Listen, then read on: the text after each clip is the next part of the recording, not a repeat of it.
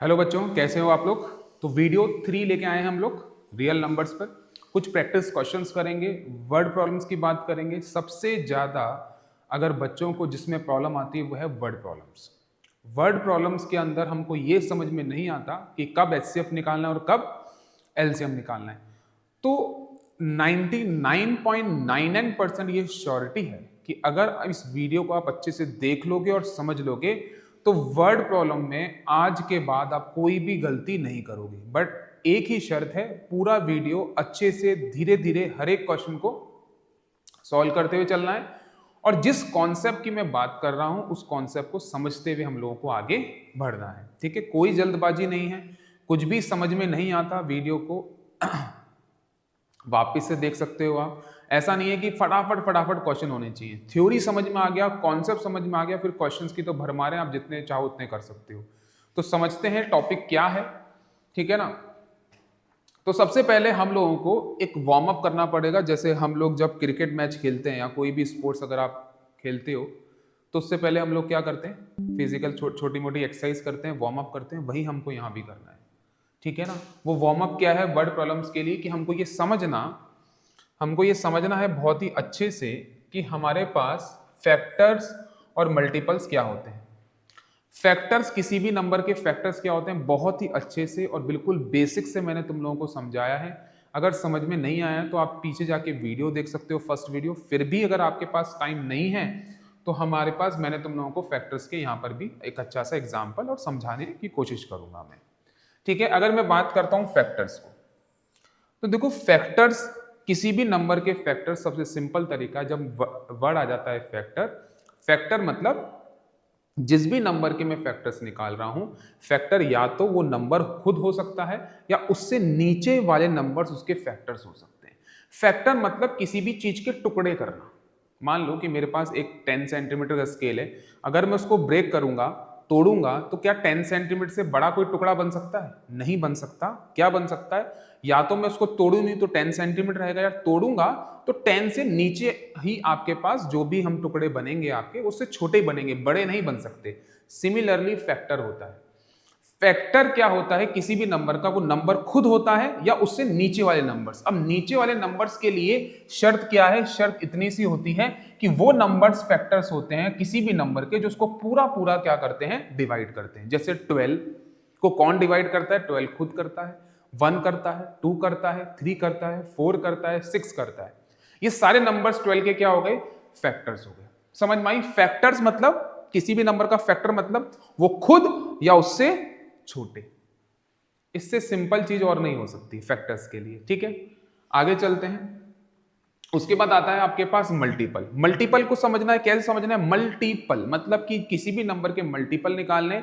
वो नंबर खुद हो सकता है या उससे ज्यादा हो सकता है, कम नहीं हो सकता। कैसे? मान लो आप किसी भी चीज में एड ऑन कर रहे हो, ऐड कर रहे हो, तो ऐड करोगे मतलब 4 में मैं कुछ भी सबसे छोटी क्वांटिटी भी ऐड करता हूं तो 4 से ज्यादा आएगी कि कम आएगी? ज्यादा ही आएगी। तो मल्टीपल्स का मतलब होता है ज्यादा, समझ सकते हो आप। तो मल्टीपल्स, अब हर नंबर को मल्टीपल नहीं कहते, किसको कहते हैं? इस 4 में ऐसा क्या किया जाए कि आपके पास 8 आया, 12 आया और 16 आया, जिसको मल्टीपल्स कहेंगे। तो हम क्या देख रहे हैं कि सर 4 को मैंने जब 1 से मल्टीप्लाई किया तो 4 आ गया, 4 को मैंने जब 2 से मल्टीप्लाई किया तो 8 आ गया, 4 को मैंने 3 से मल्टीप्लाई किया तो 12 आ गया, एंड सो ऑन। तो आप ये देख सकते हो 4, 8, 12 ये इसके फैक्टर्स क्यों हैं? बिकॉज हमने 4 को किसी भी नंबर से किसी भी नंबर से मल्टीप्लाई करो, जो भी आउटकम आएगा वो उसका क्या कहलाएगा? उसका मल्टीपल कहलाएगा, ठीक है। और एक बहुत इंपॉर्टेंट, और मल्टीपल्स इनफाइनाइट हो सकते हैं बिकॉज आप मल्टीप्लाई करते जाओ, उसकी कोई आपके पास ऐसा नहीं कि हमको 4 ही मल्टीपल्स निकालने, 5, कितने भी निकाल सकते हो। बट फैक्टर्स जो होते हैं वो इनफाइनाइट नहीं होते, वो फाइनाइट होते हैं। कैसे? फैक्टर्स का मतलब होता है टुकड़े। तो आपके वो नंबर्स फैक्टर कहलाते हैं जो उसको पूरा पूरा डिवाइड करें। बट मल्टीपल्स में ऐसा नहीं है। मल्टीपल किसी भी नंबर के हम कितने भी निकाल सकते हैं, आप मल्टीप्लाई करते जाओ, 2 से करा, 3 से किया, 4 से किया, 7 से किया, वो जो नंबर्स आते जाएंगे उसके मल्टीपल्स कहलाएंगे।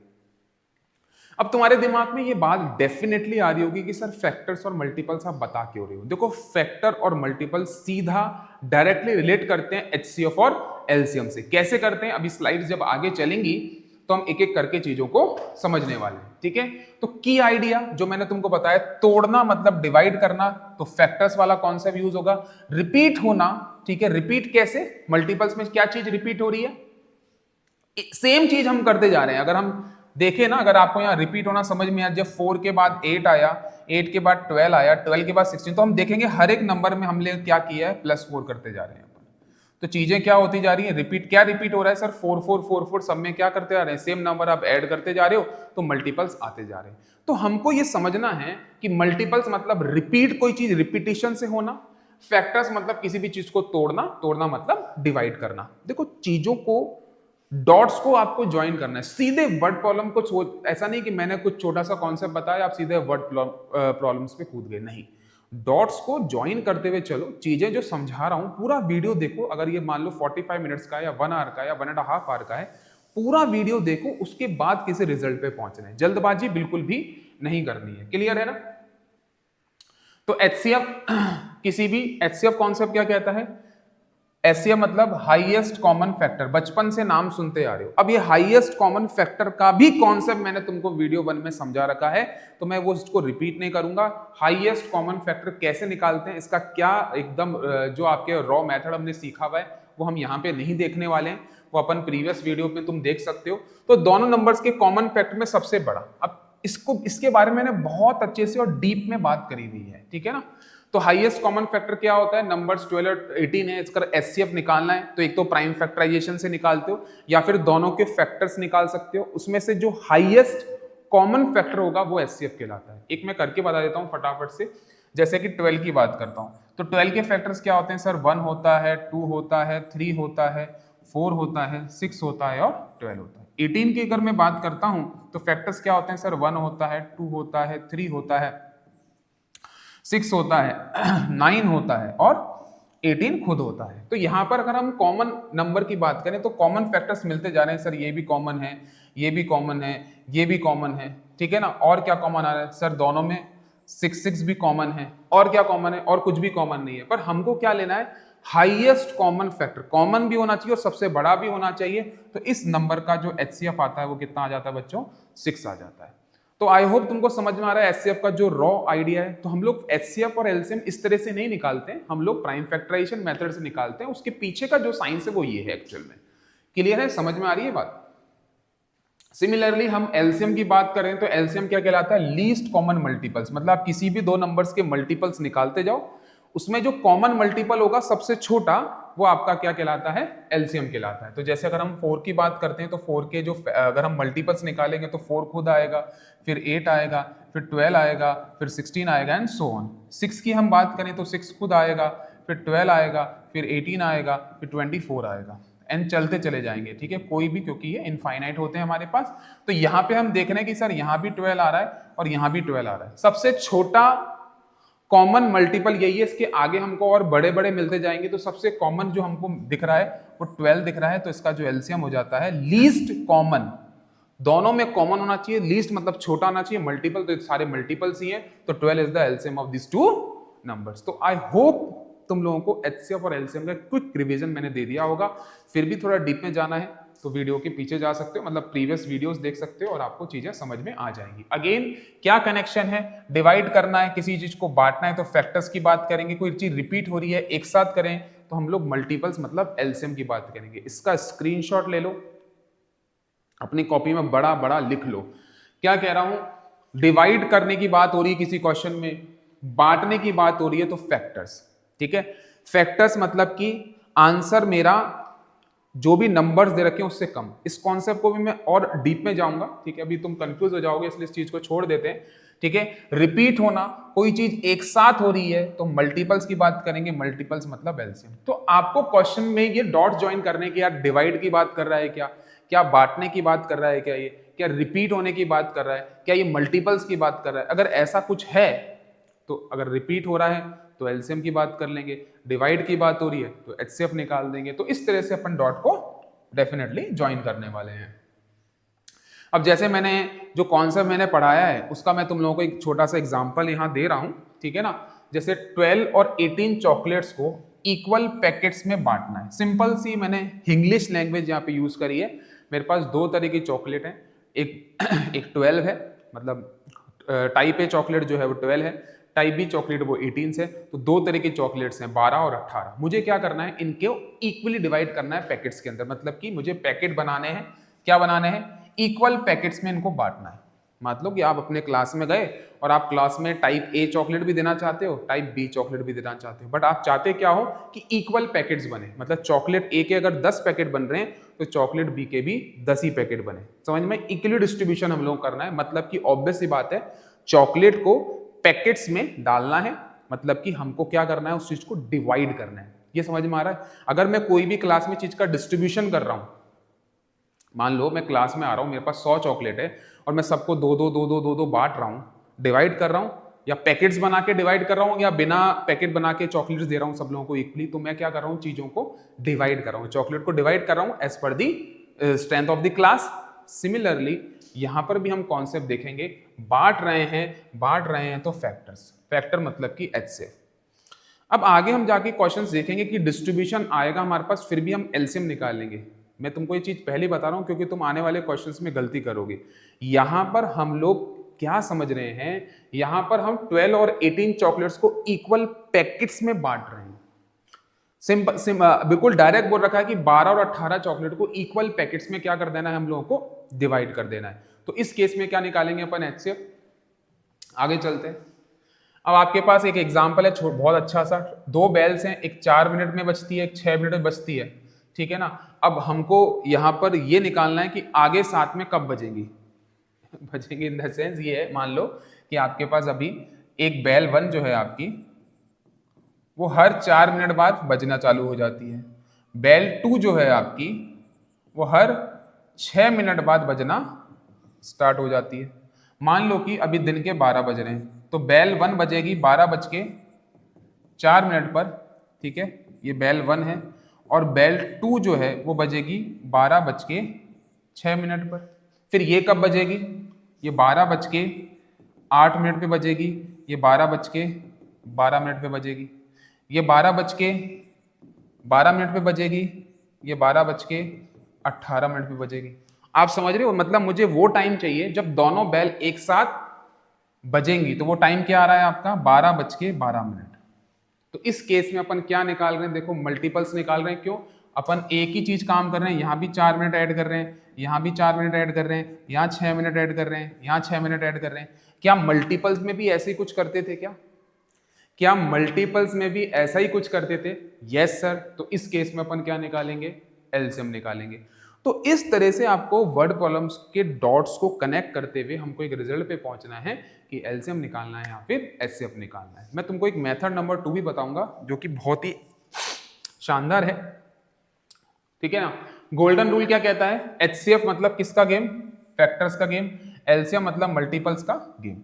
इसको भी स्क्रीनशॉट ले लो बड़ा बड़ा और अपनी कॉपी में लिख लो या फिर लैपटॉप में सेव कर लो। अब थोड़ा सा प्रैक्टिस की बात कर लेते हैं। तो अब मुझे इन केस में बताओ किस केस में आपको एलसीएम निकालना है और किस केस में एचसीएफ। ओनली 30 सेकेंड है आपके पास, देख लो अच्छे से, ओनली 30 सेकेंड। 30 सेकेंड भी ज्यादा है, 10 सेकेंड ही दे देता हूं मैं, 10 सेकेंड में आई थिंक हो जाना चाहिए। चॉकलेट्स को बांट रहे हैं, डिवाइड कर रहे हैं, तो इस केस में अपन क्या निकालेंगे, एचसीएफ। दो बेल्स एक साथ बजना, रिपीट होना मतलब कि एलसीएम। रोप को कट कर रहे हैं तो इस केस में अगेन बांट रहे हैं, तो क्या निकालेंगे अपन, एचसीएफ। तो क्या तुम लोगों को चीजें समझ में आ रही हैं? क्या आप क्वेश्चन पढ़ के ये समझ पा रहे होगे कि हमको एलसीएम निकालना होगा यहाँ पर या फिर एचसीएफ निकालना होगा? अब जो है अपन आप लोगों को अगेन एक टिप दे दी मैंने। अगेन देखो, मैं एक ही चीज को बार बार क्यों स्लाइड्स में डाला है, तुम्हारे दिमाग में फीड हो जानी चाहिए ये बात, ठीक है ना। तो जहां बांट रहे हैं, कट कर रहे हैं, डिवाइड लिखाओ वहां एचसीएफ, जहां सेम टाइम है, एक साथ हो रहा, रिपीट हो, उस केस में एलसीएम। अगेन ये लिख लो, ये अगर टर्मिनोलॉजी हम लोगों को क्वेश्चन में समझ में आती है, ठीक है ना, तो आप अगर यहां से डॉट को कनेक्ट कर पा रहे हो तो हम लोग किस रिजल्ट पे पहुंचेंगे, एचसीएफ। नीचे वाले के डॉट को कनेक्ट कर पा रहे हो तो हम किस रिजल्ट पे पहुंचेंगे, एलसीएम। ये चीज समझना बहुत ज्यादा जरूरी है, ठीक है ना। अगेन इसके स्क्रीनशॉट ले सकते हो आप या कॉपी में लिख सकते हो। अब देखिए क्लास, हमारे पास मैंने 10 यहाँ पे सिचुएशन दे दी है आपको, ठीक है। तो 10 सिचुएशंस हैं, आप बताओ किस सिचुएशन में आप एचसीएफ निकालोगे, किस सिचुएशन में आप एलसीएम निकालोगे, ठीक है ना। तो आपके पास अगेन मैं आपको 20 सेकंड दे रहा हूँ, ठीक है। 20 सेकंड बहुत कम है आई थिंक, आई होप, तो 30 सेकंड ले लो चलो, ठीक है ना। क्वेश्चन को पढ़ो, पॉज कर लो इस वीडियो को, चलो इस वीडियो को पॉज करो और अपनी कॉपी के अंदर, ठीक है ना, टाइम लो 1 मिनट, 2 मिनट, 5 मिनट, 10 मिनट और आंसर्स लिखो। नेक्स्ट स्लाइड के अंदर मैं किसी भी क्वेश्चन को यहाँ समझाने नहीं वाला हूँ, आपको मैं नेक्स्ट स्लाइड पे ले जाऊंगा और आपको देखना है कि किस केस में एलसीएम निकाला है आपने, किस केस में एचसीएफ निकालना है। आंसर नहीं चाहिए मेरे को, मुझे सिर्फ ये देखना है क्या तुम लोगों को कॉन्सेप्ट समझ में आ गया, क्या तुम लोग क्वेश्चन की सिचुएशन को समझ पाके और सही तरीके से रिएक्ट कर रहे हो या नहीं कर रहे हो, ये मैं चाहता हूं। तो प्लीज एक बार स्क्रीन को देखो, पॉज करो, अपने अपने आंसर्स लिख लो। सबने अपने आंसर्स लिख लिए होंगे, तो अब आप ये देख सकते हो क्या आप क्वेश्चन को सही समझ पाए, ठीक है। सारे ऑड में मैंने आंसर एचसीएफ के दिए, क्वेश्चन ही मैंने इस तरह से सेट किया, और सारे इवन में मैंने एलसीएम की बात करी है। अगर आपको किसी भी एक क्वेश्चन में भी प्रॉब्लम है, अगर आपने गलत रिजल्ट निकाला है, तो आप देखो कि आपने क्यों गलत निकाला है, ठीक है ना, क्यों मैंने आंसर्स आपके और मेरे मैच नहीं हो रहे हैं। तो आपको वापस से वीडियो को देखना होगा कि मैंने क्या समझाया और आप क्या कर रहे हैं। और अगर किसी के 10 सही हैं तो डेफिनेटली वो बिल्कुल रेडी है वर्ड प्रॉब्लम्स पे कूदने के लिए, करने के लिए। अब हमारे पास सबसे इंपॉर्टेंट, हमारे पास अगेन एक अप्रोच आ रही है, ठीक है ना, जिसको अपन बोल रहे हैं second approach for solving HCF and LCM word problems, ठीक है ना। तो ये बहुत इंपॉर्टेंट है बच्चों, वेरी वेरी इंपॉर्टेंट और बहुत ही सिंपल है। मैं बचपन में जब मैं 10th क्लास में था, ठीक है ना, या एचसीएफ और एलसीएम करता, तो मेरे जो टीचर थे ना, गुप्ता सर, उनने मुझे समझाया था। और मेरे को बहुत ऐसी चीजें कि मैं पढ़ के भूल जाता हूँ, बट ये एक ऐसी चीज है जिसको मैं पढ़ के कभी भूल नहीं पाया, क्योंकि जिस तरह से उनने मुझे चीज समझाई थी ना, मेरे दिमाग में आज तक ये फीड है। उस बात को मेरे हिसाब से लगभग 2007 में मैंने शायद 10th दी थी या 2006 में दी थी, मुझे मतलब लगभग 20 से 22 साल हो गए। बट ये जो लेक्चर मैंने उनसे लिया था, ठीक है ना, वो मैं आज तक नहीं भूल पाया हूँ, ठीक है। तो वही चीज जो मैंने मेरे गुरु से सीखी थी वो मैं आपको डिलीवर करूंगा, आप मेरे से सीख के कहीं और डिलीवर कर देना अपनी क्लास में, ठीक है। तो बहुत ही सिंपल फंडा है, बच्चे कंफ्यूज होते हैं। अगर आपको, देखो मेरी बात सुनो जरा, इसको समझाने से पहले मैं आपको, अगर तुम लोगों को एचसीएफ और एलसीएम मल्टीपल्स और फैक्टर्स में थोड़ा सा भी डाउट है, सारा डिलीट मार दो, कंट्रोल ऑल्ट प्लस डिलीट कर दो। इस सेकंड अप्रोच में उसका कोई लेना देना नहीं है, उसका कोई लेना देना नहीं है, ठीक है ना। अगर आपको वो भी अप्रोच समझ में आ गई, ये भी आ जाएगी, तो आप तो फिर मास्टर हो जाओगे, ठीक है ना। अब क्या कह रहा है, मैथ्स में सबसे कंफ्यूजिंग पार्ट होता है एचसीएफ एलसीएम कब यूज करना। डेफिनेटली मेरे को तो लगता था बचपन में, आपको लगता है कि लगता है मुझे नहीं पता। तो आज एक सिंपल रूल से ये कंफ्यूजन खत्म करेंगे। बस ये सोचो आंसर बड़ा आएगा कि छोटा। देखो कितना एक सिंपल मैंने लाइन लिख दी है, बस आपको बस ये सोचना है कि इस क्वेश्चन का आंसर गिवन नंबर से बड़ा आने वाला है या छोटा आने वाला है। क्या कह रहा हूं मैं, वापस सुनो मैं क्या कह रहा हूं। आपको अपने क्वेश्चन को पढ़ के ये प्रिडिक्ट करना है, प्रिडिक्ट मतलब तुक्का नहीं मारना है, मतलब ये सोचना है, अपने दिमाग पे ये दबाव डालना है, ठीक है ना, कि आपका जो आने वाला आंसर है वो क्वेश्चन में जो गिवन नंबर्स हैं उससे बड़ा आने वाला है या छोटा आने वाला है। जैसे कि मैं तुम लोगों को एक छोटा सा एग्जांपल देता हूं। मान लो मेरे पास 100 चॉकलेट्स हैं और उन चॉकलेट्स को मैं इक्वली डिवाइड करना चाहता हूं। जब मैं किसी 100 चॉकलेट को, अगर मान लो इक्वली डिवाइड करने से पहले मान लो मैं पैकेट बना रहा हूं उसके, क्या बना रहा हूं उसके, पैकेट। मेरे पास 2 तरह की चॉकलेट है, एक 100 है एक 200 है, मान लो 2 तरह की चॉकलेट है, उसके मुझे इक्वली पैकेट्स बनाने हैं। अब अपना दिमाग ये लगाओ, जब चॉकलेट पैकेट्स में डिवाइड हो जाएंगी, चॉकलेट कितनी है मेरे पास, 100 एंड 200। सुनो इधर सुनो, इधर सुनो, चॉकलेट कितनी है मेरे पास, 100 एंड 200। टाइप ए चॉकलेट 100 है, टाइप 2 चॉकलेट 200 है। मुझे उसको इक्वली पैकेट में क्या करना है, मतलब डालना है चॉकलेट को, कुछ चॉकलेट इसमें, कुछ चॉकलेट पैकेट 2 के अंदर, और मुझे डिस्ट्रीब्यूट कर देनी है। तो जो पैकेट बनेंगे मेरे, वो गिवन नंबर ऑफ चॉकलेट से कम बनेंगे कि ज्यादा बनेंगे। जो मेरे पैकेट बनेंगे, जो मेरी गिवन चॉकलेट होंगी 100 एंड 200, जो भी उनमें से बड़ा नंबर है, मान लो 200, उसको कंसिडर कर लो, क्या पैकेट 200 से कम बनेंगे कि ज्यादा बनेंगे। ऑब्वियसली बात है कम ही बनेंगे। मेरी बात समझ रहे हो? यस और नो। आपके पास एक मिठाई की दुकान में खड़े हो आप, आपने मिठाई को पैकेट में डालना चालू किया। मान लो 1 किलो रसगुल्ले के अंदर मान लो आपके पास 40 रसगुल्ले आते हैं। आपने उसको 4 पैकेट में डिवाइड किया 40 रसगुल्लों को। तो जो पैकेट बनेंगे, पैकेट जो डब्बा बनेगा, उन 40 रसगुल्लों से कम बनेगा कि ज्यादा बनेगा? ऑब्वियसली बात है कम बनेगा। बस तुम लोगों को यही प्रिडिक्ट करना है कि जो कमिंग आंसर है अकॉर्डिंग टू द क्वेश्चन वो कम आ रहा है कि ज्यादा। अगर कम आ रहा है तो एचसीएफ निकाल देना, ज्यादा आ रहा है तो एलसीएम निकाल देना। क्या मेरी बात को समझ पा रहे हो? According to the question, according to the situation, आपको यह समझना है कि आपके जो नंबर्स क्वेश्चन में दे रखे हैं, आपका आंसर उन नंबर से बड़ा आ रहा है तो एलसीएम निकाल देना, छोटा आ रहा है तो एचसीएफ निकाल देना। सबसे सिंपल फंडा है, इसको बिल्कुल अभी अपन देखेंगे और सॉल्व भी करेंगे। द गोल्डन रूल, गोल्डन शब्दों में लिखा हुआ है, रूल याद रखो। आंसर बड़ा आ रहा है तो एलसीएम यूज करो, ठीक है ना। ये वाली चीज तो अपन पहले ही भी पढ़ चुके हैं, इसको चाहो तो आप भूल भी सकते हो, ठीक है ना। आंसर बड़ा है तो एलसीएम यूज करो, आंसर छोटा है तो एचसीएफ यूज करो, बस इतना याद रखना है। Coming answer according to the situation, अगर आपका आंसर बड़ा आ रहा है तो आंख बंद करके आप एलसीएम यूज करो। अगर आपका कमिंग आंसर छोटा आ रहा है गिवन नंबर से तो आप एचसीएफ यूज कर सकते हो। बाकी ये सारी चीजें हम लोग पहले भी पढ़ चुके हैं, वही मैंने यहाँ पे वापस से डाल दी है। अरे हाँ या ना, क्लियर है क्या? अब आ गए अपन लोग वर्ड प्रॉब्लम्स पे, जिसकी हम लोगों को बड़ी ही देर से अपन तुम लोग वेट कर रहे हो कि सर वर्ड प्रॉब्लम्स कब कराएंगे, ठीक है ना। अब देखो आपको अप्रोच कौन सी यूज करनी है। अगर मेरे से पर्सनली पूछते हो तो कि सर आप क्या अप्रोच यूज करते हो, तो मैं तो सेकंड अप्रोच यूज करता हूँ। बहुत ही सिंपल है। एक्चुअल में पता है क्या है इसमें खूबसूरती है, जो सेकंड अप्रोच है ना उसका मेथड अगर हम और डीप में घुसेंगे तो वही एलसीएम मतलब वही फैक्टर्स और मल्टीपल्स ही बनेगा। तो कई बच्चे तो उन डॉट्स को कनेक्ट कर पाएंगे, कई बच्चे नहीं कर पाएंगे, तो मत करने दो, कोई प्रॉब्लम नहीं। लोड क्यों लेना है? क्वेश्चन समझ में आ रहा है, सही बिल्कुल निकाला है, नंबर मिल रहे हैं, फिर क्या लोड लेना है हम लोगों को? आपको कोई एचसीएफ एलसीएम में पीएचडी तो करनी नहीं है।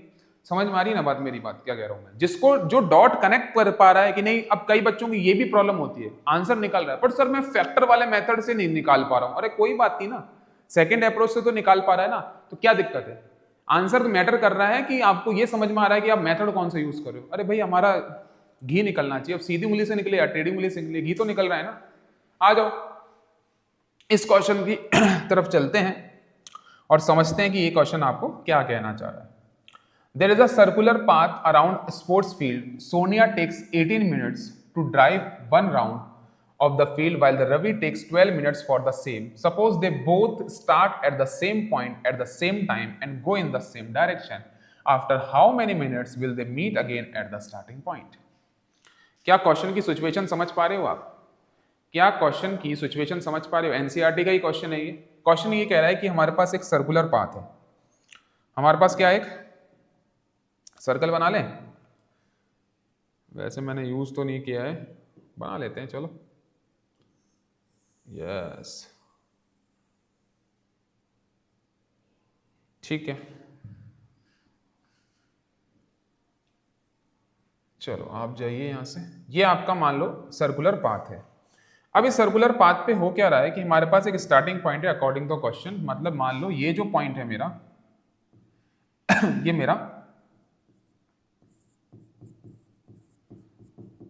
मेरा स्टार्टिंग पॉइंट है। मान लो कि ये पॉइंट ए है। अब इस पॉइंट ए से क्या हो रहा है वो समझो। इस पॉइंट ए से क्या हो रहा है, जो सोनिया और रवि है, सोनिया और रवि है, तो सोनिया यहां से स्टार्ट करती है और जो रवि है वो भी यहीं से स्टार्ट करता है। दोनों जने सेम जगह से स्टार्ट करते हैं, यही आपको क्वेश्चन में दे रखा है, ठीक है ना। तो ये सोनिया है और ये रवि है। S for Sonia, R for Ravi. Sonia को क्या होता है, सोनिया जब पूरा राउंड कवर करती है, मतलब कि ये कवर करते करते करते करते करते करते करते करते करते करते करते करते ए तक पहुंचती है, तो सोनिया को जो टाइम लग रहा है वो 18 मिनट लग रहा है। अब कई बच्चों ने मुझे पता है कि आंसर निकाल लिया होगा, फिर भी बिल्कुल मैं स्लो स्पीड में कराऊंगा, कोई जल्दबाजी नहीं है। अगर आपने डॉट्स कनेक्ट करके आंसर निकाल दिया बहुत अच्छी बात है, तो जल्दबाजी मत करो, सबको समझने दो। और रवि जब भागता है तो रवि को सेम डायरेक्शन में जा रहे हैं दोनों जने अकॉर्डिंग टू द क्वेश्चन। तो रवि को जब आता है तो रवि को लग जाते हैं कितने मिनट, 12 मिनट। अब क्वेश्चन हमसे ये चाह रहा है, क्वेश्चन हमसे क्या चाह रहा है,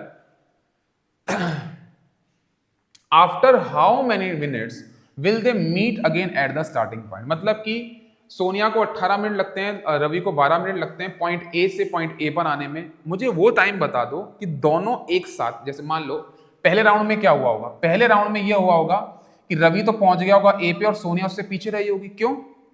क्योंकि सोनिया को 18 मिनट लगते हैं, तो रवि तो 12वें मिनट में ए पे पहुंच गया होगा, सोनिया उससे थोड़ी पीछे होगी, तो रवि आगे निकल गया होगा स्टार्टिंग पॉइंट से और सोनिया उसके पीछे होगी।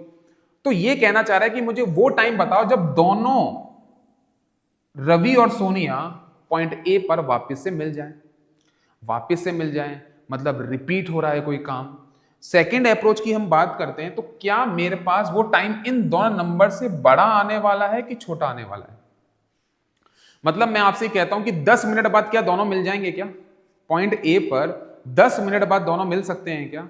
अरे सर कैसे मिलेंगे, सोनिया को तो लगती 18 मिनट है, तो 10 पे कैसे मिल जाएंगे? क्या 18 मिनट पे दोनों मिल सकते हैं क्या? क्या 18 मिनट पे दोनों मिल सकते हैं क्या? दिमाग लगाने वाली बात है। जब 18 मिनट कंप्लीट होंगे तो सोनिया का पहला राउंड होगा, तो सोनिया तो पॉइंट ए पे होगी, पर रवि थोड़ा सा आगे निकल गया होगा। क्यों? क्योंकि रवि को क्या लगता है, 12 मिनट लगते हैं। समझ में आ रही बात? तो रवि क्या होगा, ऑब्वियसली बात है थोड़ा आगे होगा। तो हमको ये समझ में आ रहा है कि मेरा जो इनका जो मीटिंग टाइम होगा एट पॉइंट ए पर वो 18 और 12 से क्या होगा, ज्यादा ही होगा। ज्यादा ही होगा तो किस केस में क्या निकालना है, एलसीएम निकालना है। अगर मैं फर्स्ट अप्रोच की बात करता हूं कि सर फर्स्ट अप्रोच, तो आप ये देखो फर्स्ट अप्रोच हमारी क्या कहती है कि फैक्टर्स निकालने हैं कि मल्टीपल्स निकालने हैं। तो अगेन आपको समझना पड़ेगा कि 18 और 12 के फैक्टर से आंसर आएगा कि मल्टीपल से आंसर आएगा। अब देखो होगा क्या, कैसे समझोगे तुम लोग अगर फर्स्ट सिचुएशन पे आप जा रहे हो। तो आप सोनिया को 18 मिनट लगेंगे पहले राउंड के लिए, सेकेंड राउंड में जाएगी तो उसको 36 मिनट लगेंगे, उसके बाद जाएगी तो 72। क्यों? हर एक के अंदर अपन को 18 क्या करना पड़ेगा, मैंने 20 डबल डबल ऐड कर दिया। Wait a minute. तो सोनिया को लगेंगे 18 मिनट, फिर 36 मिनट, फिर 54 मिनट, फिर 72 मिनट। मतलब ये इसका पहला राउंड है, ये इसका दूसरा राउंड है, ये इसका तीसरा राउंड है, ये इसका चौथा राउंड है। ठीक है ना? सिमिलरली रवि क्या करेगा, 12 मिनट में पहला राउंड कवर करेगा, 24 मिनट में दूसरा राउंड कवर करेगा, 36 मिनट में तीसरा राउंड कवर करेगा एंड 48। अब मुझे एक चीज बताओ, दोनों में क्या आपको कॉमन नजर आ रहा है? तो आप देखोगे सर 36 और 36। तो आप ये देखो जब 36वां मिनट सोनिया का होगा तो वो 2 राउंड कंप्लीट करेगी, और 36वां मिनट जब रवि का होगा तो वो कितने राउंड कंप्लीट करेगा, 3 राउंड कंप्लीट कर लेगा। मतलब कि after 36 minute Sonia 2 round cover करके पॉइंट ए पर होगी, और after 36 minute Ravi 3 round cover करके पॉइंट ए पर होगा। देखो ना यहाँ पर थर्ड लिखा हुआ है। तो रवि को 3 राउंड लग जाएंगे 36 मिनट में, और आपको सोनिया को सिर्फ 2 ही राउंड कवर कर पाएगी, बिकॉज सोनिया थोड़ा धीरे चल रही है, उसको टाइम ज्यादा लगता है। तो इस केस में 36 द आंसर। मल्टीपल से आंसर आ रहा है ना, तो मल्टीपल से आंसर आ रहा है तो उस केस में अपन एलसीएम निकालते हैं, तो हमको वैसे ही पता लग गया वो चीज। तो आपको क्या करना है, अप्रोच समझनी है। तो मेरे इस केस के अंदर में अगर मैं आपको बताऊं तो जो बेस्ट अप्रोच है वो आपके पास सेकंड अप्रोच है कि नंबर्स आ गए सर क्वेश्चन में, सिचुएशन के अकॉर्डिंग ये देखो कि आंसर नंबर से बड़ा आ रहा है तो एलसीएम, छोटा आ रहा है तो एचसीएम। आई होप तुमको चीजें समझ में आ रही होंगी। सेकंड क्वेश्चन पे चलते हैं। बहुत ही अच्छा क्वेश्चन है। अब देखते हैं तुम लोग इसको सही कर पाते हो कि नहीं कर पाते हो। In a school, there are the 2 sections, section A and section B of class 10. There are the 32 students section A. तो section A के अंदर इसको थोड़ा सा साइड में लिख लेते हैं अपन, है ना।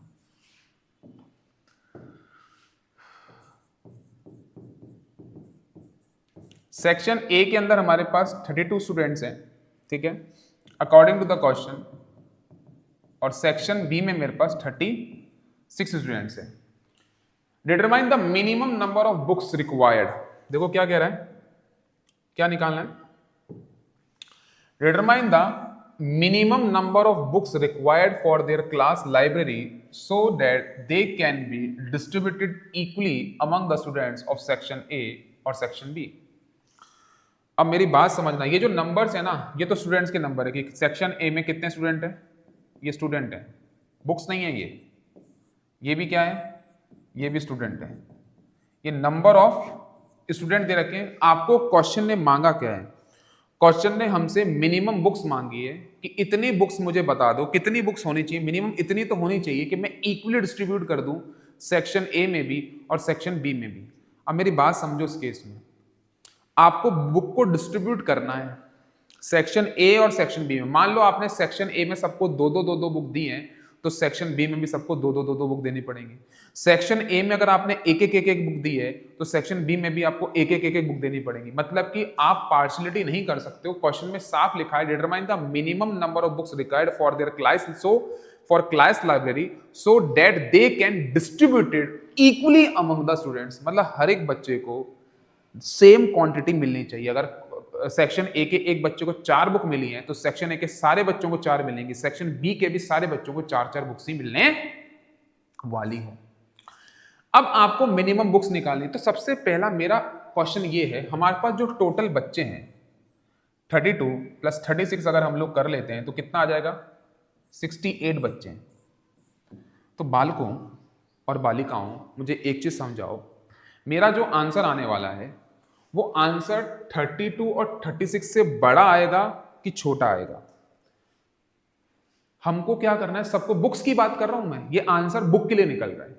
तो यार अगर कोई कहता है कि सर आंसर हमारे पास 30 आ सकता है, क्या आंसर इनसे, क्या 30 बुक्स अगर मेरे पास होंगी तो 68 स्टूडेंट्स में 30 बुक्स डिस्ट्रीब्यूट हो सकती हैं क्या इक्वली?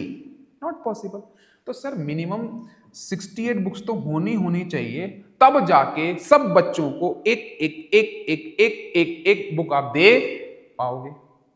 अरे हाँ या ना भाई, इक्वली डिस्ट्रीब्यूट करनी है तो मिनिमम 68 बुक। ये तो आप कह रहे हो कि भाई मिनिमम 68 बुक्स, मतलब जहां तक एक छोटा सा बच्चा अगर इस क्वेश्चन को पढ़ेगा तो वो ये कहेगा कि सर 68 से आंसर जो होगा वो बड़ा ही आएगा, छोटा नहीं आ सकता। अगर 68 भी तुम पहुंच गए, यहां तक भी तुम पहुंच गए, तो 68 इन दोनों नंबर से बड़ा है कि छोटा है? अरे इन दोनों नंबर से बड़ा है कि छोटा है? सर बड़ा है। तो बड़े वाले केस में क्या करते हो आप, एलसीएम निकालते हो। क्या निकालते हो आप? एलसीएम निकालते हो। अब मैं तुमको ये चीज समझा दूं बहुत अच्छे से कि जो सेकंड अप्रोच हम लोगों ने सीखी है, ये अप्रोच एकदम राम बाण की तरह काम करती है। क्लास किस तरह काम करती है? राम। अगर आप जो चीज मैं सिखाना चाह रहा हूं, जो मैं समझाना चाह रहा हूं तुम लोगों को, अगर वो चीज आपको समझ में आ रही है तो क्वेश्चन में कोई गड़बड़ी नहीं होगी। मिनिमम बुक्स चाहिए हम लोगों को। मिनिमम बुक्स कौन सा मैंने तुमको बता दिया कि हर एक बच्चे को इक्वली बुक्स मिलनी चाहिए। तो मेरे पास बुक्स 32 और 36 से ज़्यादा होनी चाहिए कि कम होनी चाहिए? तो ज़्यादा ही होंगी, तभी तो मैं इक्वली डिस्ट्रीब्यूट कर पाऊंगा। ज़्यादा है तो क्या निकालना है हम लोगों को? एलसीएम निकालना है। तो इस केस में हम 32 और 36 का क्या निकाल देंगे? एलसीएम। एलसीएम मैं बिल्कुल नहीं निकालने वाला हूं, वो तुम लोगों को आता है, वो तुम कर सकते हो। तुमको क्या नहीं आता, तुमको ये नहीं आता कि किस केस में एलसीएम निकालना है और किस केस में एचसीएफ निकालना है। कई बच्चों को ये दिक्कत होती है, जैसे वो डिस्ट्रीब्यूटेड देखते हैं तो वो कूद पड़ते हैं एचसीएफ के। देखो डिस्ट्रीब्यूट कर क्या रहे हो, हमको बुक्स डिस्ट्रीब्यूट कर रहे हैं। क्या डिस्ट्रीब्यूट कर रहे हैं? Books distribute. हम कोई स्टूडेंट की पैकेजिंग नहीं कर रहे हैं, स्टूडेंट को डिस्ट्रीब्यूट नहीं कर रहे कि पैकेट में डाला स्टूडेंट को डिस्ट्रीब्यूट कर दिया। ना ना ना ना, बुक्स ला रहे हैं बाहर से लाइब्रेरी में और एक एक बच्चे को डिस्ट्रीब्यूट कर रहे हैं। बुक्स को डिस्ट्रीब्यूट करा जा रहा है, स्टूडेंट को डिस्ट्रीब्यूट नहीं करा जा रहा है। बुक्स को स्टूडेंट को डिस्ट्रीब्यूट करा है, स्टूडेंट को किसी पैकेट में डाल के डिस्ट्रीब्यूट नहीं कर रहे हैं हम लोग। डिफरेंस समझ रहे हो तुम लोग क्या कहना चाह रहा हूं मैं? तो अगर आपके दिमाग में ये चल रहा हो, कई बच्चों के दिमाग में चलेगा और वो कहेगा डेफिनेटली कि सर आपने तो डिवाइड डिस्ट्रीब्यूशन के लिए एचसीएफ बोला था। अरे बोला है बेटा, बट इस केस में क्या डिस्ट्रीब्यूट रही है? तो देख बुक्स डिस्ट्रीब्यूट हो रही हैं और 32 और 36 बुक्स के नंबर नहीं है, ये student number of students they रखे हैं हम लोगों को।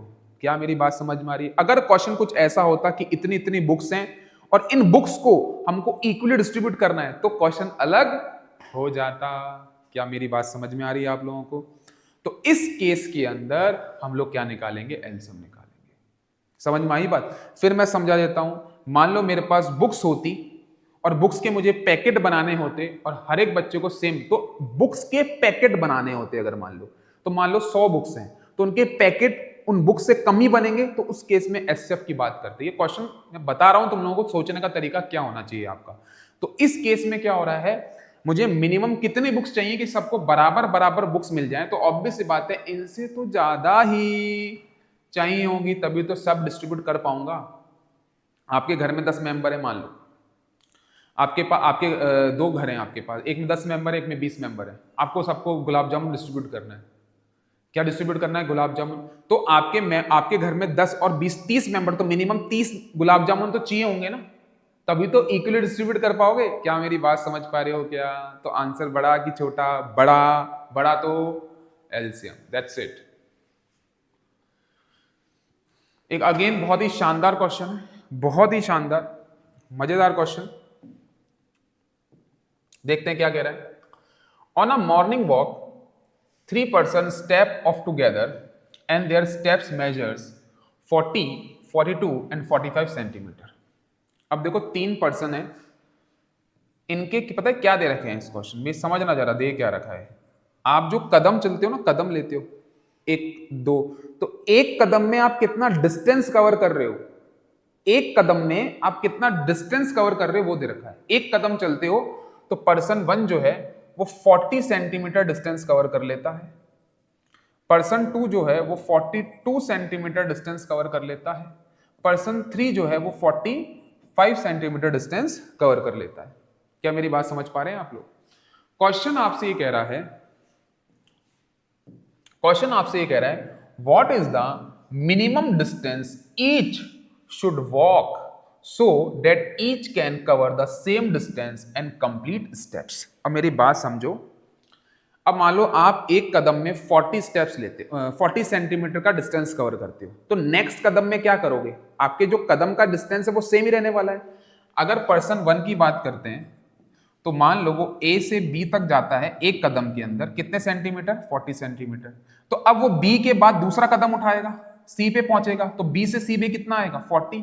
मतलब जो पर्सन 1 है, जो अंकल जी हैं हमारे, वो क्या चलेंगे? मल्टीपल में चलेंगे, 40 फिर 80 फिर 120, डिस्टेंस ऐसे ही कवर करेंगे। जो पर्सन 1 है वो डिस्टेंस कैसे कवर करेगा? पहले 40 सेंटीमीटर कर लिया, फिर वो 80 सेंटीमीटर कवर करेंगे, फिर वो 120 सेंटीमीटर कवर करेंगे एंड सो ऑन। जो पर्सन 2 है वो कैसे कवर करेंगे? 42। अब नेक्स्ट स्टेप में 42 प्लस 42 ही करने वाले हैं, अरे हाँ या ना? तो 84 करेंगे, फिर 84 में फिर 42 ऐड हो जाएगा, 4 + 2 6 और 126 एंड सो ऑन। क्या मेरी बात समझ में आ रही है? यस और नो? क्लियर किया? 45 है तो नेक्स्ट कितना डिस्टेंस कवर होगा? अगेन 45 होगा, तो 45 + 9 45 + 45 90, फिर कितना हो जाएगा? 135 एंड इस तरह से डिस्टेंस चलता चला जाएगा। क्या मेरी बात समझ में आ रही है? तो जो आप डिस्टेंस कवर कर रहे हो, ये आपने किया स्टेप नंबर 1 में डिस्टेंस कवर, ये आपने किया स्टेप नंबर 2 में, तीनों का बता रहा हूं एक साथ, ये आपने किया स्टेप नंबर 3 में डिस्टेंस कवर, एंड ऐसे डिस्टेंस कवर होता चला जा रहा है। क्वेश्चन ने अब आपसे मांगा what is the minimum distance each should walk, मतलब कि कितना डिस्टेंस सब चलें, पर्सन 1 पर्सन 2 पर्सन 3, जिससे क्या हो? Each can cover same distance. मतलब कि मुझे वो डिस्टेंस बता दो जिसमें सबके कदम भी पूरे हो जाएं और डिस्टेंस भी सेम कवर होना चाहिए। कदम पूरे हो जाए का मतलब क्या होता है? मान लो पर्सन 1 गया 40, तो यार अब वो नेक्स्ट 80 पे जाएगा, बीच में कदम छोटा नहीं करेगा, समझ रहे हो? मान लो ये आपके पास ये 40 चला है, तो नेक्स्ट अब वो 40 चलेगा, 72 नहीं आएगा आंसर। 40 के बाद आंसर क्या आने वाला है? 80 ही आएगा। 80 के बाद क्या आने वाला है? 120 ही आएगा। 120 के बाद क्या आने वाला है? 160 ही आएगा। समझ रहे हो? अगर पर्सन 1 की बात करता हूं तो पर्सन 1 70 सेंटीमीटर डिस्टेंस कवर नहीं करेगा। क्यों? क्योंकि वो जब एक कदम में 40 कवर कर रहा है तो दूसरे कदम में 80 ही करेगा। तो क्वेश्चन आपसे ये कहना चाह रहा है कि मुझे वो डिस्टेंस दो जो सबके एक तो कदम स्टेप्स कंप्लीट हो जाने चाहिए और डिस्टेंस आपका क्या होना चाहिए? सेम होना चाहिए। तो उस केस में हम सबके मल्टीपल्स निकालते जाएंगे, सबके मल्टीपल्स निकाल के आंसर निकालेंगे। मल्टीपल्स निकाल के आंसर निकालते हैं तो क्या करते हैं? एलसीएम निकालते हैं। तो इस केस में क्या निकाल दो? एलसीएम। एलसीएम ये तो हो गई आपकी अप्रोच नंबर 1। अप्रोच नंबर 2 ये कहती है कि एलसीएम निकालना या एचसीएफ निकालना है, उसके लिए हमको ये देखना पड़ता है कि आंसर बड़ा आ रहा है कि छोटा। दिमाग के ढक्कन खोलो, दिमाग के ढक्कन, क्या आंसर इन नंबर से छोटा आ सकता है क्या? क्या 20 सेंटीमीटर डिस्टेंस आप कवर कर सकते हैं? अरे कैसे करेंगे 20 सेंटीमीटर? इन नंबर से, किन नंबर से सर? ये नंबर दे रखे हैं हम लोगों को, इन नंबर से आंसर छोटा कैसे आ सकता है? मुझे समझा दो, क्या आ सकता है? क्या मैं 30 सेंटीमीटर आंसर हो सकता है इस क्वेश्चन का? क्यों? अरे 30 सेंटीमीटर में तो कोई अपना कदम पूरा ही नहीं कर पा रहा, आंसर तो इससे बड़ा ही आ सकता है, छोटा आने का सवाल ही पैदा नहीं होता है। क्यों? क्योंकि हमको बोला है कि इक्वली डिस्टेंस कवर करने की बात करिए, तो भैया डिस्टेंस तो इससे ज्यादा ही आएगा, कम तो पॉसिबल ही नहीं। कैसे आएगा पॉसिबल? कैसे पॉसिबल है? मान लो 30 सेंटीमीटर में सब सेम डिस्टेंस कवर कर लेंगे, नहीं। पर्सन 1 तो एक ही कदम में 40 सेंटीमीटर नाप देता है, ये 42 नाप देता है, ये 45 नाप देता है। आई होप डॉट कनेक्ट हो रहे हैं, डॉट कनेक्ट हो रहे हैं। अगर डॉट कनेक्ट हो रहे हैं तो दिक्कत आने वाली नहीं है। एलसीएम नहीं निकालने वाला हूं, वो आप निकालो क्लास, ठीक है? मैं तुम लोगों को स्पून फीडिंग नहीं करने बैठा हूं कि अब मैं 40, 42 और 45 का एलसीएम में निकालूंगा, ना ना।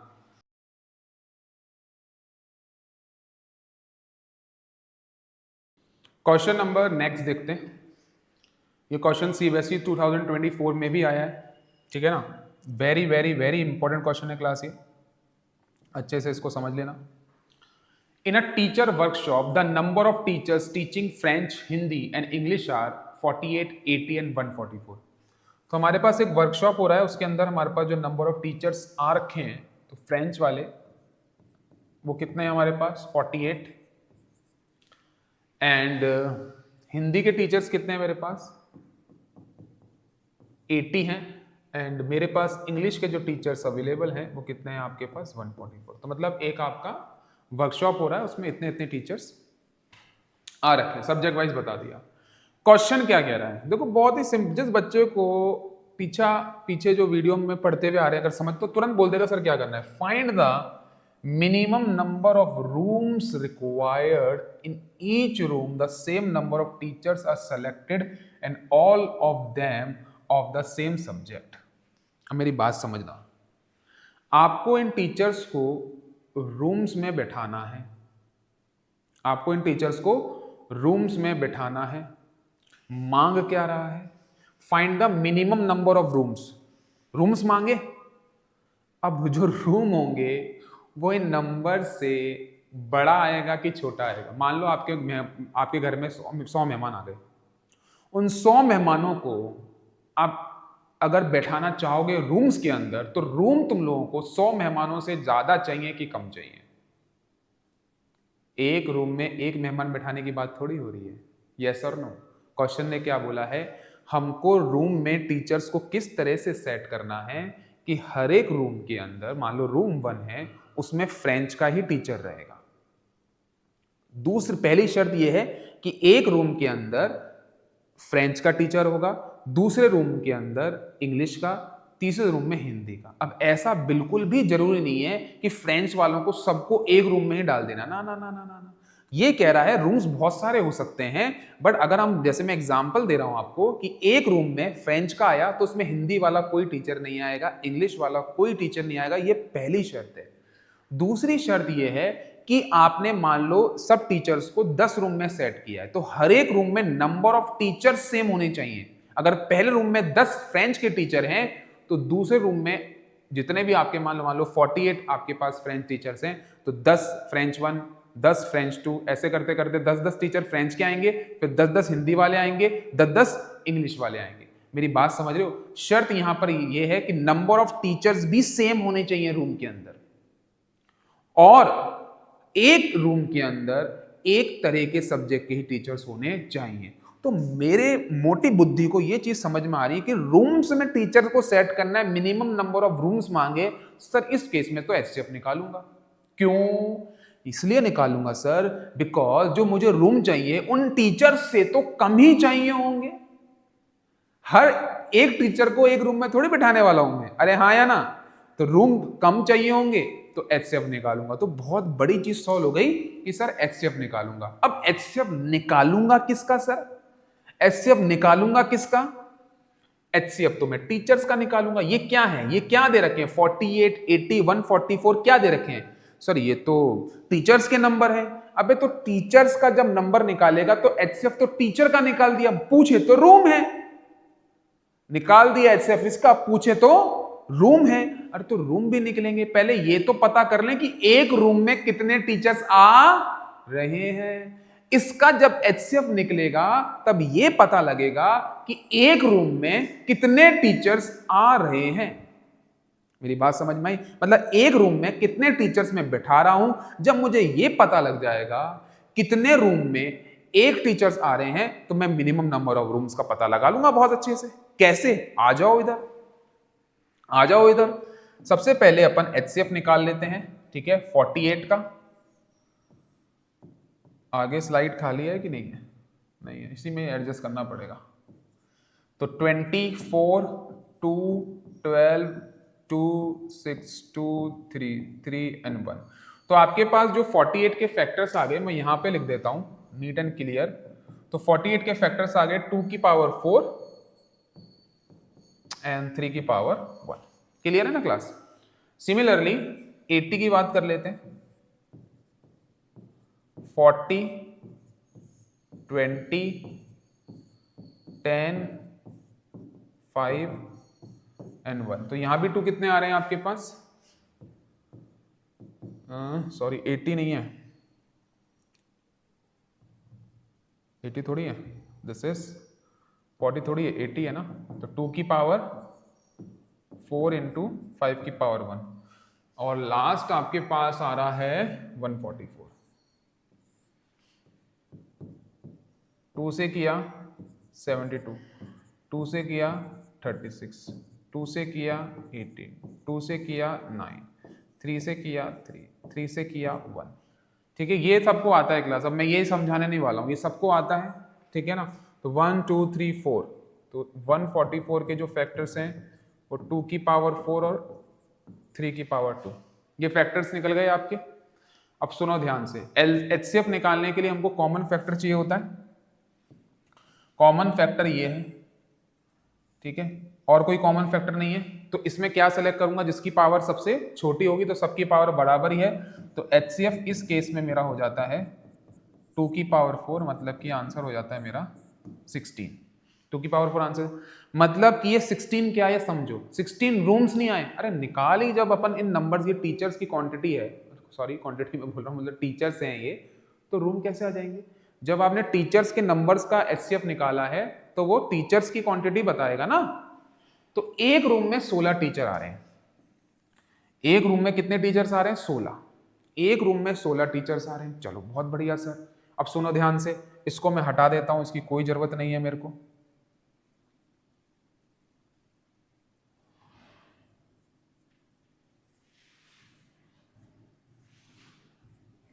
ठीक है, इसको हटा देते हैं, इसकी क्या जरूरत है अभी अपन को। ठीक है ना। अब एक रूम में 16 टीचर्स आ गए, ये हमको समझ में आ गया। तो मुझे एक चीज बताओ, 48 टीचर्स कैसे सेट होंगे? डिवाइडेड बाय 16 कर दो। तो ये जो 48 टीचर्स हैं वो कितने रूम में सेट हो जाएंगे? सर 3 रूम में सेट हो जाएंगे। अरे यार सिंपल सी गणित है, एक रूम में 16 टीचर्स बैठ रहे हैं, तो 48 टीचर्स 16 प्लस 16 प्लस 16 48, तो डिवाइड कर लिया मैंने। ऐसी 80 डिवाइडेड बाय 16, मतलब कि 5, ये 5 रूम में सेट हो जाएंगे। कौन से वाले हैं? ये फ्रेंच वाले हैं। ये कौन से वाले हैं? ये हिंदी वाले हैं। ऐसी 144 डिवाइडेड बाय 16 करेंगे तो आंसर कितना आ जाएगा? 9। ये 9 रूम में सेट हो जाएंगे। ये कौन से वाले टीचर हैं? ये इंग्लिश वाले हैं। समझ में आई बात? तो कितने कितने रूम चाहिए?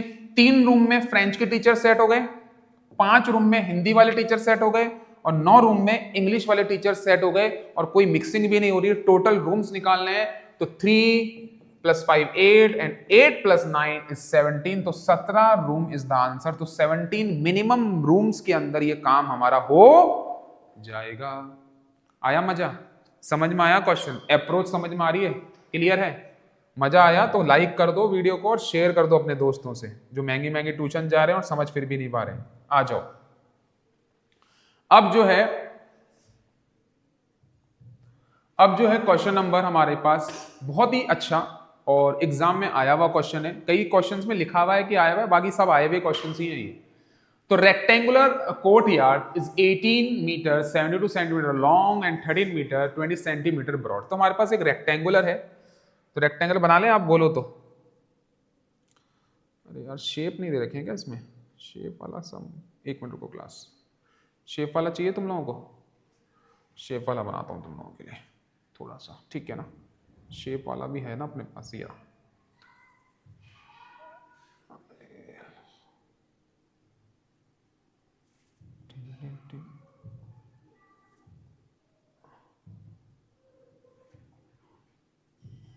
ठीक है, दिस वन इज नाइस। अब सुनो ध्यान से,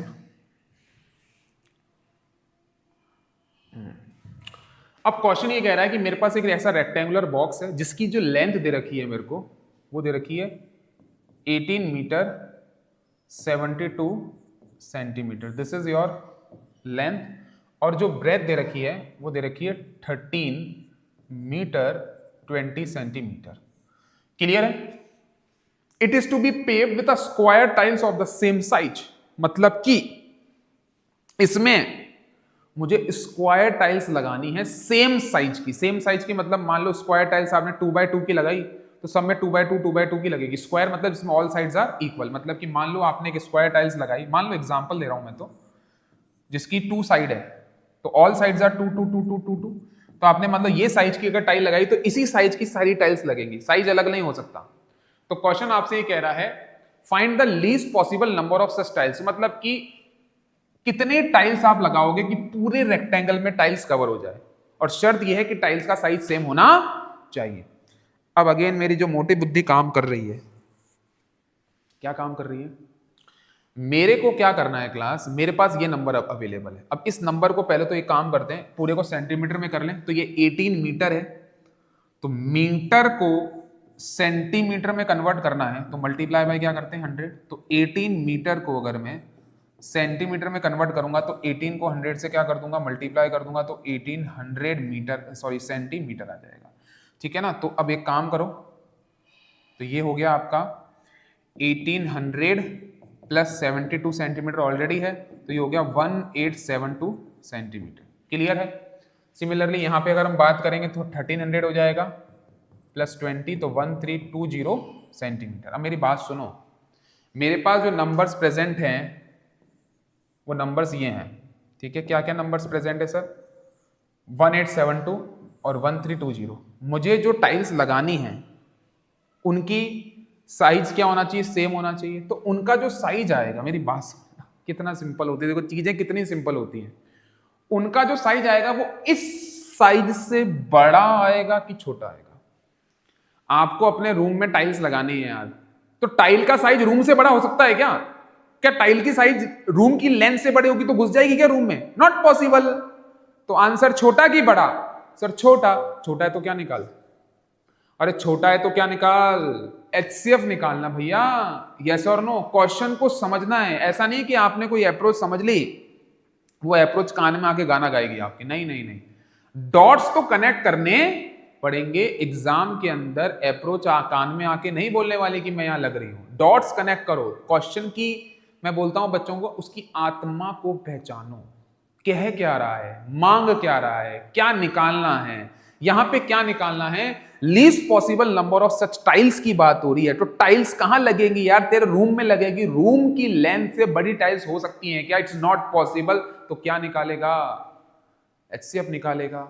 तो सबसे पहले आप इन दोनों नंबर्स के क्या निकाल लो, सबसे पहले इन दोनों नंबर्स के लेंथ और ब्रेथ के क्या निकाल लो आप, एचसीएफ निकाल लो सर। तो सर उससे क्या होगा, उससे हमको ये समझ में आ जाएगा कि आपके पास जो टाइल्स लगेंगे उनका साइज क्या होने वाला है। नंबर ऑफ टाइल्स तो निकलेंगी, पहले साइज तो पता करो कि किस साइज की टाइल लगेगी, फिर पता करेंगे कितनी टाइल्स इसमें आने वाली है। तो सबसे पहले मेरा जो कार्यक्रम होना चाहिए वो ये होना चाहिए कि सर मैं क्या करता हूं, 1872 एंड 1320 का मैं एचसीएफ निकाल लेता हूं। एचसीएफ क्यों निकाल रहे हैं, वीडियो को पीछे करो और देखो। तो निकालेंगे 9 से जाएगा 3 6, फिर 2 से चला जाएगा 4 जा 8 13 है, तो 6 जा 12 8, अगेन 2 से चला जाएगा 2 3 4, फिर 2 से चला जाएगा 1 1 7, 13 से चला जाएगा या पहले 3 से कर लो ना, 13 से क्यों कर रहे हैं पहले, तुम बोलोगे सर आपने रूल ब्रेक कर दिया है ना। 2 से किया तो 117, 3 से कर लो, 3 जा 9, 39, फिर 3 से कर लो तो 1 और 3, फिर 13 से कर लो और 1। तो आपके पास 1872 के फैक्टर्स आ गए मेरे पास, ये लिख देता हूँ, फैक्टर्स आ गए। 2 कितनी बार आ रहा है, 4 टाइम्स आ रहा है, तो 2 की पावर हो गई 4 और 3 की पावर हो गई 2 और 13 की पावर हो गई 1। क्लियर है क्या? 1320 की बात कर लेते हैं, तो 2 से करेंगे 6 0, फिर 2 से करेंगे 330, फिर 2 से करेंगे 1, 13 है, 6 एंड 5, तो 6 प्लस 5 3 से जाएगा डेफिनेटली। 3 से क्या नंबर जाता है, जो नंबर को डिजिट्स को ऐड करो अगर वो 3 का से डिवाइड हो रहा है क्या, देखो 6 प्लस 1 7, 7 प्लस 5 12, 12 3 की टेबल में आता है, हाँ आता है, तो ये 3 से जाने वाला है। 3 5 जा 12, 15 बच रहा है, 15 बच रहा है तो 5 से कर देंगे, फिर आप 5 की टेबल से 11 कर देंगे, 11 से करेंगे तो 1 आ जाएगा। तो 1320 के फैक्टर्स की मैं बात करूं तो 1320 के फैक्टर्स में 2 की पावर कितनी आ रही है तुम्हारी, 3 आ रही है, और 3 की पावर कितनी आ रही है 1, 5 की पावर 1 आ रही है, 11 की पावर 1 आ रही है। एचसीएफ में क्या करते हैं बच्चों, एचसीएफ में क्या करते हो, भूल गए क्या? एचसीएफ में हम लोग कॉमन सेलेक्ट करते हैं और उसको सेलेक्ट करते हैं जिसकी पावर छोटी होती है, तो 2 की पावर 3, कॉमन सेलेक्ट करते हैं उसको सेलेक्ट करते हैं जिसकी पावर छोटी होती है, तो this is 8, this is 3 and 24। तो ये 24 वो आ रहा है, ये वो नंबर आ रहा है जो स्क्वायर टाइल का साइज है। ये क्या दिखा रहा है, 24 क्या आ रहा है, नंबर ऑफ टाइल्स नहीं आ रही, ना ना ना ना, ये मत बोलना कि इसमें 24 टाइल आ जाएंगी, ना ना ना ना, आपने निकाला क्या है, आपने लेंथ और ब्रेथ क्या थी, रेक्टेंगुलर की साइड थी ना, तो ये साइड ही देगा, कुछ भी निकालो इसमें से, क्या देगा, साइड। मतलब ये जो 24 आई, this is the side of a square जो कि इसमें फिट होने वाला है। सर कैसे फिट होगा बताऊं तुम लोगों को, इधर देखो, इधर देखो कैसे फिट होगा, पता है, ऐसे फिट होगा, एक स्क्वायर आएगा। अब इनकी जो साइज होने वाले हैं पता है क्या होने वाले हैं, 24 24 24, ऑब्वियसली बात है, स्क्वायर में सारी साइज ऐसे ऐसे स्क्वायर्स आएंगे एक। अब कितने आएंगे ये पता लगाना है, ऐसे यहां भी आएंगे, ऐसे आएंगे, ऐसे आएंगे, ऐसे आएंगे, ऐसे करते करते पूरा ये जो ग्रीन एरिया है ना उसको भर देना है। तो हमको पता लगाना है कि नंबर ऑफ टाइल्स कितनी होगी। तो अभी तो ये समझ में आ गया कि 24 टाइल्स, तो मतलब 24 is the side of a square. अब कितनी टाइल्स लगेंगी वो बताओ मुझे। तो सबसे पहले मेरी बात सुनो, इसको पहले कर लो, मैं रब करूंगा, नेक्स्ट में स्लाइड रखिए तो मेरे पास जगह नहीं है ना, मैं रब करूंगा इसको। तो अपने पास 24 आंसर आ गया है, ठीक है। नेक्स्ट टाइम टीम से बोलूंगा कि आप आगे स्लाइड्स भी ब्लैंक दो मुझे, ठीक है ना क्लास। तो 24 इज द 24 आंसर नहीं है बच्चों, दिस इज द साइड है, ये साइड है, ठीक है, ठीक है, स्क्वायर की। इधर देखो, अब इधर देखो, यहां से लेकर यहां तक मैं बात करता हूं, टोटल लेंथ मेरी कितनी है, कितनी है लेंथ है मेरी 1872। अब यहां से लेकर यहां तक कितने स्क्वायर्स आ जाएंगे ये कैसे पता लगेगा, व्हेन 1872 को मैं 24 से क्या कर दूंगा, डिवाइड। क्यों कर दूंगा, अरे देखो ना यार, इधर देखो सब लोग, इधर देखो, इस पूरे को ऊपर थोड़ा मैं रब करता हूं, तुम लोग समझो चीजों को, समझ के करोगे ना तो मजे को पढ़ना ही मजा आता है और तुम लोगों को पढ़ने में मजा है। क्या हो क्या रहा है, इसको अपन करते हैं व्हाइट से, इसको थोड़ा बड़ा कर देते हैं। देखो क्या हो रहा है, यहां से लेकर एक 24 आ गया,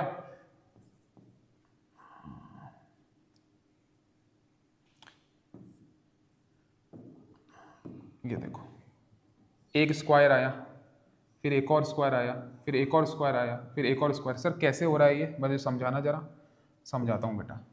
यहाँ से लेकर पॉइंट ए से पॉइंट बी तक 24 एक स्क्वायर आया होगा, यहाँ से लेकर यहाँ तक सी तक एक स्क्वायर आया होगा 24 का, यहाँ से लेकर यहाँ तक डी तक एक स्क्वायर आएगा।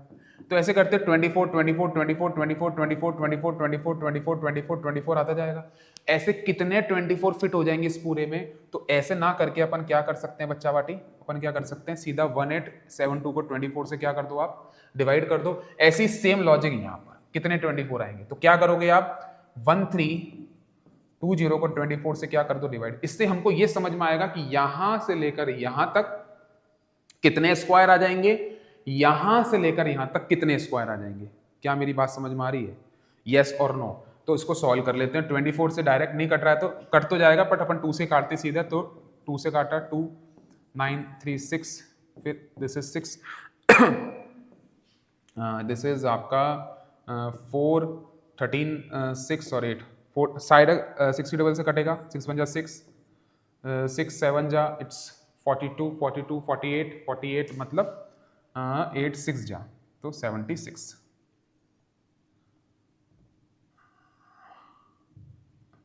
सॉरी एक मिनट रुको, 7 जा आया आपका 42, 42 बचा 48, 48 तो 6 8 जा ना तो 78। तो आपके यहां से लेकर यहां तक कितने स्क्वायर्स आ जाएंगे? 78 स्क्वायर्स आ जाएंगे। ऐसे यहां से लेकर यहां तक कितने स्क्वायर्स आएंगे इसको देख लेते हैं एक बार। 2 से 12, दिस इज 6 6 0, 12 से 6 की टेबल से काट दो 2 1 1 0, 2 की टेबल से दिस इज 55। तो यहां से लेकर यहां तक कितने आ जाएंगे? 55 स्क्वायर्स आ जाएंगे। अब मेरी बात सुनो ध्यान से, इसको करता हूं मैं रब।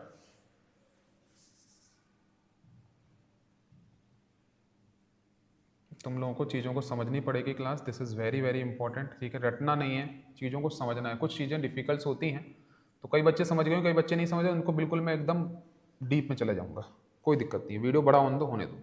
ये जो स्क्वायर बना है आपका, ठीक है ना, अभी तुमने क्या निकाला? जो निकला है 78, मतलब कि यहां से लेकर यहां तक कितने स्क्वायर्स आ जाएंगे? 78। यहां से लेकर यहां तक कितने स्क्वायर आ जाएंगे? 55 आ जाएंगे।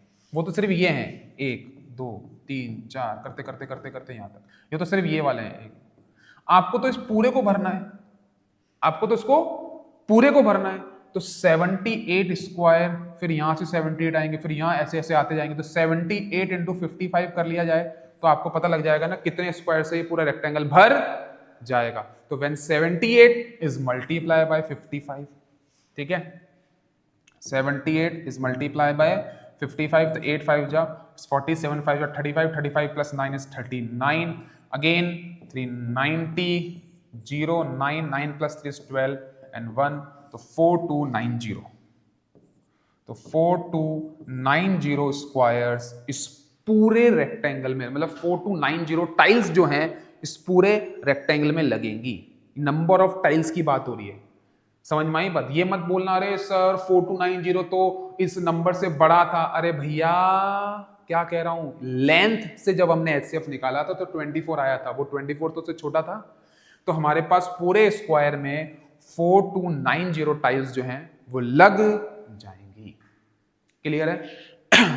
कैलकुलेशन तो सही कराया ना मैंने? कहीं तुम लोग कमेंट भर दो सर कैलकुलेटर 8 5 40 7 35 35, ठीक है, ठीक है, परफेक्ट। चलो आगे क्वेश्चन नंबर नेक्स्ट देख लेते हैं। Very very important question again. क्या कह रहा है ये question? The traffic lights at 3 different road crossing change after 48 second. तो आपकी एक जो लाइट 1 है, ट्रैफिक लाइट 1 है, वो 48 सेकेंड बाद चेंज होती है। ट्रैफिक लाइट 2 है वो 72 सेकेंड बाद चेंज होती है, और ट्रैफिक लाइट 3 है जो 108 सेकेंड बाद चेंज होती है। तो इफ दे चेंज साइमल्टेनियसली, मतलब एक के बाद एक चेंज होती रहती है एट 7 AM, मतलब कि मान लो, इसका कहने का मतलब है 7 बजे एक साथ चेंज होना, जुक बुक जुक करना स्टार्ट हुई 7 बजे। सुबह 7 बजे स्विच ऑन किया तो पहली लाइट कलर कब चेंज करेगी? 48, दूसरी करेगी 72 बाद, तीसरी करेगी 108 बाद। तुम समझ रहे हो? 7 बजे लाइट मैन ने स्विच ऑन किया,